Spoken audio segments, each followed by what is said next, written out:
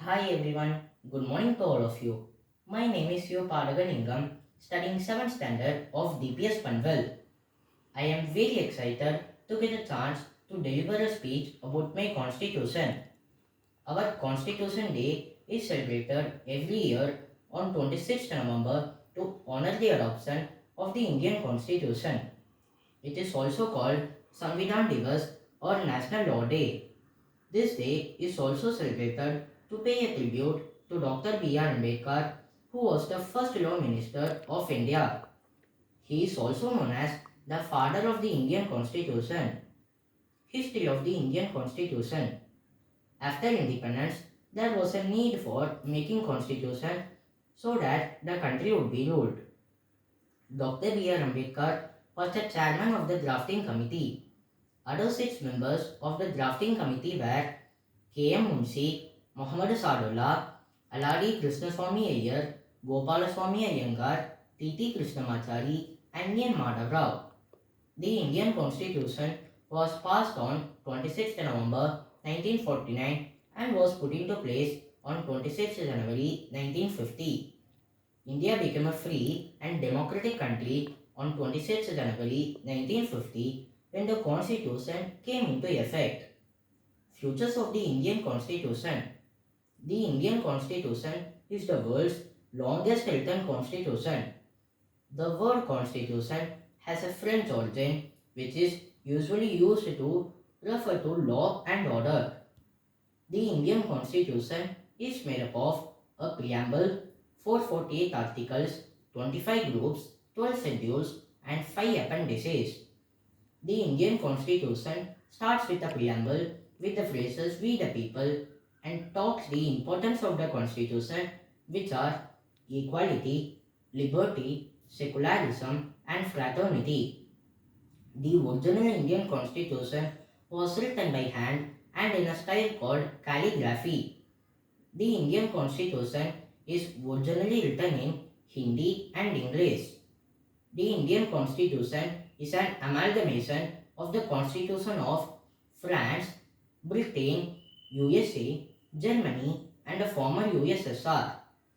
The rigidity and flexibility of the Indian Constitution. The Indian Constitution is hard as well as soft both at the same time.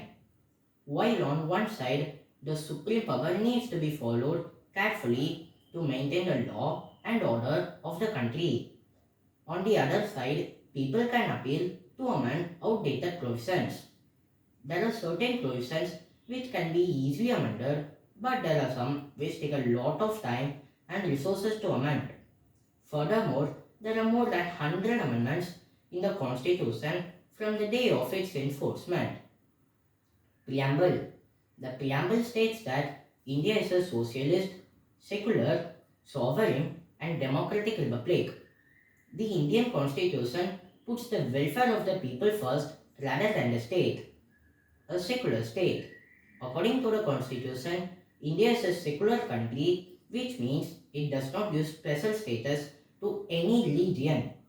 Anyone can perform his religion freely. Republic.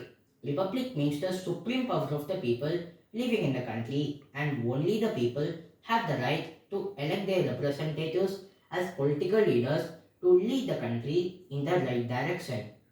Fundamental policies. The Indian Constitution offers and guarantees six fundamental rights and fundamental duties: right to equality, right to freedom, right against exploitation, right to freedom of religion, right to constitutional remedies, cultural and educational rights.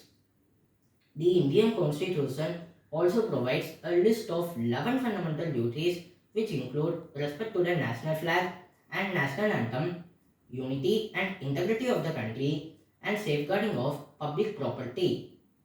Directive principles of state policy. Directive principles aim to establish a welfare state by securing social and economic justice. Directive principles rely on social thinking. Directive principles are very important for the socio-economic development of a country, as welfare and justice are the dual aims of our constitution. federal system with unitary features. The powers of the government are divided between the central government and the state governments. The constitution divides the power of three state organs, that is, executive, judiciary and legislature. I conclude my speech by quoting Dr. B.R. Ambedkar, who is the architect of the Indian Constitution. We are Indians, firstly and lastly.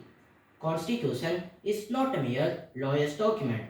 It is a vehicle of life and its spirit is always the spirit of faith. Law and order are the medicine of the politic body, and when the politic body gets sick, medicine must be administered.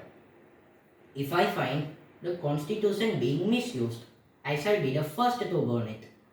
However good a constitution may be, if those who are implementing it are not good, it will prove to be bad. However bad a constitution may be, if those implementing it are good, it will prove to be good.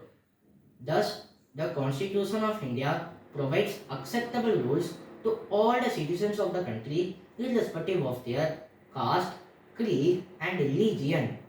At the same time, the Constitution is very important for a civilized society.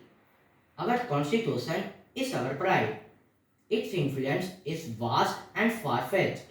It teaches us Indians how we should live in peace and harmony as brothers and sisters. Hence, the Constitution has helped India to attain the status of republic in the world. Jai Hind, Jai Bharat. Thank you.